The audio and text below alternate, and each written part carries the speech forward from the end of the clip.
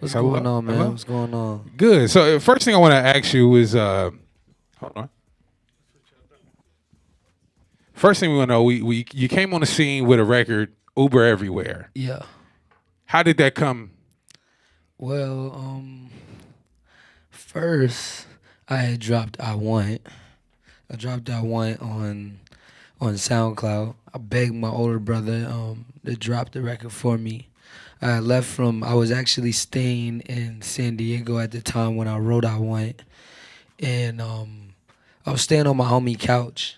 He had just told me like him and his girl, they had jobs that like they were answering phone calls, like one of them jobs where you just pick up phones, and they was like, yo, we can get you a job up here. Cause originally I was in LA, but the person who told me I could stay there, when I got there, I spent my last money on a flight. Probably had like 500 in my pocket when I landed. I was staying at this homie's crib. He told me, "Oh, you can't stay here no more," or whatever. Blah blah. Less than like a week that I was there. Spent most of my money to get there. He told me I couldn't stay there because I wasn't on the insurance. This is my pops. Actually, it's my pops' spot, which wasn't explained to me until I got there. So, everything that I done have from parents, everybody telling me, nah, don't go there. You can't be on somebody's couch. And I'm like, nah, I'm about to get it. I'm about to figure it out. Turns around, they was right. So then I moved. Luckily, I had a homie that stayed in San Diego that went to school with me out in Japan, just so happened. So I didn't have to fly all the way back to Georgia. I went down to San Diego, spent the last like I had 500, spent a little bit to get a bus, like get a train ride down there. I was there waiting to get a job. I wrote I Want. Then I was not like really rocking with the vibe that was there. He had people in and out of his house. They was doing all types of drugs. It was just wild. It was just like, yo, this is not Tokyo. I gotta slide. I thought y'all just did weed. Like this is crazy. This is crazy. So so I'm like, all right. So I had to leave. I ended up leaving. My mom actually ended up buying me a flight. I'm feeling low key down because I'm like, man, here it goes, falling on my face. I gotta go back home. I gotta go back to Georgia. I was out in Cali. The weather was good. We was vibing. I ain't had no money like that, but the weather was good. I was eating burritos and vibing, all of that. And then I go back home. I finally officially record I Went Over. I randomly find K Swisher Beat Uber on YouTube just looking at beats. And then from there, I recorded that. I recorded Uber in the kitchen slash living room. I had my setup, my studio set up. My mom was trying to cook. I'm telling you, yo, can you turn it down real quick? I can hear the water in the background. I'm just trying to get this verse off, and then you could go back to what you're doing because I want you to cook. I'm hungry. Is that so? So I end up doing the hook in the verse. Originally, it was just a verse that ended up being catchy, and the hook just sounded like a hook, but it was part of the verse. So I just had the hook verse, and then for a while, for like a couple of months, my little bro kept pressing me. He was like, "Yo, you need to put another. I keep playing this, but you need to put another verse on here. It's so hard." And I'm like, "For real, you rock with this?" Like, I had a verse that I was writing down. I wrote it, and then I would say people around me kind of gravitated to like, yo, you gotta finish this, you gotta put it out. And it wasn't the older people, it was more of like the younger people. My little brother in college, 19, like just telling me, yo, all the kids at my school would play this. This sound like something that we would rock, like we would go and get drunk, have fun, whatever, all of that. So I'm like, all right, I'm gonna listen to you on this. I'm gonna just go ahead and do it. And I remember playing it to my pops. My pops was kind of like, yeah, like, cause you gotta think like North Side, Cool and Shorty, like to originally what's on radio. You got everything that sound like Metro or Future, and nothing like that. Nothing sound like experimental beat, happy, like Uber Everywhere beat. It didn't sound like that. That was before Lil Yachty was out. Before any of them out. Like none of like nobody was really. If you listen to it, it was on some select. You was online and you had it. So that record came about so quick. I would say one of the quickest. Most of the stuff that's like on radio or that's been like has been some of the quickest moments of where like I'll spend all day recording other stuff, but some of the records that outstand all the other ones are ones that happen so quick. Like just instantly, me not thinking about it. Oh, boom, chain on skateboarding. Oh, dang. Like, oh yeah, like, oh, all right, let's go. Like I what, like all of them. So where did you come up with the ad lib? The skirt skirt? Ad lib, being in Atlanta and listening to a lot of music, being influenced by Gucci, being influenced by Two Chains. Um, I feel like that's like how you got people. I don't know, like what's a style like? You know, in Cali, people be wearing long socks and Vans, right? Like that's like, LA, shout out to yeah, them. you know, like but like that's where if you on the East Coast or you in the South, you be like, oh, that's that Cali like swag. That's what they do out there. So like just the same way as like getting hypey. Like there's probably like one person that originated, but everybody do it. So it's like there was that skirt, like everybody kind of say it in their music. If you ever heard Two Chains, he be like, I call her big booty skirt skirt. Like everybody been saying it for years, but I kind of like ran with it and kind of like put my own swag to it, to where it's not like Kodak skirt. It's not like 21 Savage skirt. It's like skirt skirt. Like it's not like you won't hear a gangster like saying it like that. Like it's not gonna be that way. Now it's like you got a mixture of everybody doing it now. It's a whole new wave of like, yeah, that's kind of like saying you dig or like, you feel me. Like yeah, so So I know you got an album. You can tell us yeah, about that. working on the album right now. Me and Pharrell was just working. Me and Sean working. Um, Me and Kalani supposed to be working. Um, yeah, shout out to Kalani. Man, me and my bro, 24 hours. Like I got a lot of people. Metro Boomin. Um, me and Jay Bavine, reggaeton dude, we working. Like I got like a handful of people, but like I've only probably got about like 4 or 5 records done. I'm probably gonna do like 10 or 12, but Sean got the studio on the bus, so we working all tour. Good. So I know you was recently out in Frisco Yeah, and doing a show. How did yeah, that go? that was dope. It's dope. You know what? You know what I'm getting.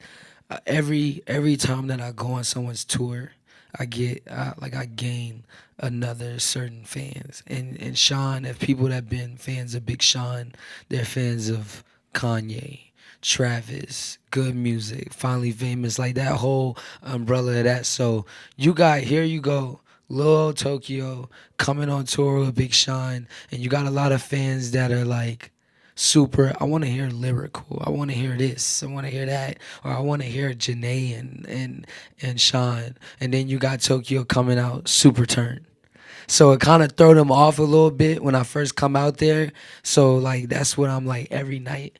I'm like fighting for fans coming out swinging every night to where it's like you got a handful of my fans that's there to where imagine I perform like 4 songs in and I perform from like Northside Shorty, Kelly Rowland, Mr. Tokyo to the Cozy Tape Bachelor verse on the Cozy Tape. And then, so imagine all of them kind of like, cause they want to hear like they trying to hear like trying to hear some like real rap, and I'm like, all right, we drop our one, they go crazy. Everybody yelling the words, and I'm like, so you got fans that didn't know who I was that are now getting that. Oh wow, looking around when you got kids and everybody that's yelling the words, they like, oh, okay. I get why he on tour with Sean. And then you go into Skateboard P and they go crazy. Everybody got the lights up. They chanting all the words to Uber, everybody. So it's like everybody wanna hear the hits. Especially when you go on tour with like a big artist that got nothing but hits. Like that's what they wanna hear. So I'm like, I'm performing the stuff that I love, and then of course I'm gonna perform. The whole time I'm performing, they like skateboard P, Uber everywhere. They screaming all the one. I'm like, look, man, we gonna get to that. This my stage tonight. This is what I'm doing. I've been waiting for this my whole life. Like, so look, this is how we gonna do my set. And then we gonna get to y'all favorites, but y'all gonna know these records today. So man, it's dope. It's dope being on tour with Sean. Um, Frisco is cool. Um, Man, I'm just happy. I'm just happy So running one of around. the shocking things for me when I first heard the record Uber Everywhere, it was like, oh, it's from this cat made in Tokyo. I was like, I ain't never heard of him, don't know nothing about him. And I listened to the record, I was like, yo, this is really banging. And then I saw a picture of you, and I was like, this cat is black. Yo, I get tweets like that all the time, and I guess it's because I ain't. Yeah, you did. Goddamn, you feel me, like straight up like that. So like when people hear me and my voice is not like everybody else's, and I feel like that's what made my stuff stand out. To where a lot of people was like, oh, he kind of reminds me of Ray Schumer or something like that, or something in that vibe, because I'm still get you turned up music, but it's still at a level where you could play it around your kids and it's make kids dance, and to still where you got some of the streetest people like Uber everywhere. Yeah, that my John, bro. Like I rock with that. To like, oh my god, I love Uber everywhere. Made in Tokyo, skirt skirt, like all of that. You get all of that to where it's like then you got how it go. So it's wild. Now, hopefully, we don't see you with any Kardashians anytime soon, right? Man, look, I'm gonna tell you like this. I got a fiance. Um, I just had my kid. So you won't be seeing me with no Good Kardashians stuff. unless they in a video or it's one of the homies or something like that. But Kylie, when I first started putting out music, she was playing Uber every other day on her Snap. I went on did some spot dates on Tyga's tour, and she was there like some of the times, and she was filming it on her Insta, all of that, and showing love. I got to meet them, and they show super love, super down to earth. And I met Kylie's mom with Sean at Kanye's tour, and she was super cool. So you ain't gonna see me like how you said, you ain't gonna see me, like, but you might see me around in the mix, cause you know Word up, man. So we got a couple of questions from some fans. One person wanted to know who influenced your style. um we got a few: Pharrell, Kanye, um Gucci, um who else, man? And all the oldies. Every song that my parents played, from all the melodies to from Jodeci to H Town Players to all the homies in the Bay Area, everywhere from E40 to E40 to Adlib King, like to all these people. So I got a mixture of everything. I moved everywhere my whole life. Every 3 years I was moving different. West Coast, East Coast, Japan. Like I was born in Hawaii. Like my parents met in the Bay Area. So like I just got a mixture of like I like all types of music. So I could pinpoint. I could be like, I love Future. I was listening to him before I dropped my stuff. I was listening to Lupe. Like all of like just a mixture of everybody. So I'm assuming somebody know you really well because they want to know what is your favorite tattoo and the meaning, or if you have any new ones. Um. So my new one crazy. This arm right here. I'm gonna do everything with Japan. So it's the rising sun, Japanese towers. I randomly end up putting my girl's last name Santana, but I gotta get this re-hit. I did this right here. You Were Forgiven, my first project. I got it on my fingers. Forgiven. And this is for anybody that ever slept on you. Don't be mad at them. Just forgive them. Don't forget, but just forgive. Because I had a hard time doing that. And I told myself, you can't be like that when you come into this industry or you doing music, because you got a lot of fake people. You got a lot of real people. You got a mixture of everybody. But like at the end of the day, I'm here to entertain. So it's like this. You can't hold grudges with people. Just keep it moving. Keep smiling. Don't hold that. You don't want that bad karma. I got a little one now. I don't got time for no bad karma. Anything like is this like I tell my shorty. I'm like, this is the one person that has did no sins, no nothing, ain't never hurt nobody in life. So my karma can't ricochet off of him, like nothing like that. So I'm smiling everybody's face, dapping everybody up, appreciate everybody supporting me, all of that. So that's the You're Forgiven. The that But the main one is my son's name right here, True. True Santana Davis. So I put his name right here. So one, it's gonna be easy for him to learn how to spell his name. All you gotta do is look at me. Two, it's 4 letters and it's true. Like it's real. Everything real from me meeting his moms to us having him. He wasn't a mistake.